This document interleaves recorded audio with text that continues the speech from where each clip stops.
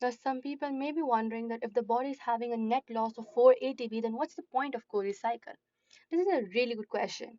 So, the answer is that Cori cycle allows muscles to continue working during anaerobic conditions by removing lactate and regenerating glucose, even at the cost of ATP. That's something that we know.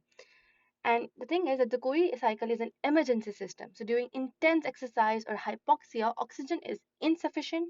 Krebs cycle and electron transport chain, they cannot function. Muscle has only one option, an aerobic glycolysis, from which it produces 2 ATP.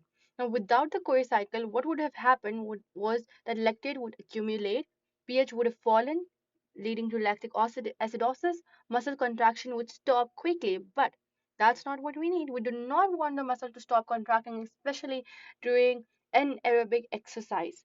You still want your muscles to continue contracting, right? So 4 ATP loss is a small price for continued muscle function.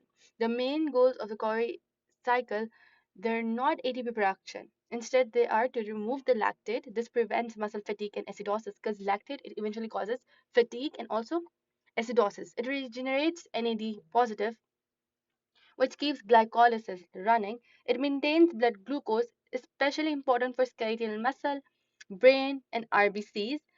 Why does the liver take the ATP loss? Liver has plenty of oxygen, fatty acid oxidation, glycogen stores. Liver sacrifices its ATP to support vital organs and muscles because it has its own way of generating ATP. So it doesn't really care about its own self because it has a lot of oxygen. It can generate energy from fatty acid oxidation. It has a lot of like abundance of glycogen stores. So it mainly sacrifices its ATP to support the vital organs and muscles of the body, especially like brain, then the cells like RBCs that do not use anything other than glucose.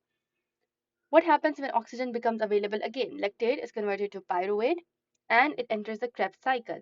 So then there's no need for Cori cycle. Energy efficiency is restored.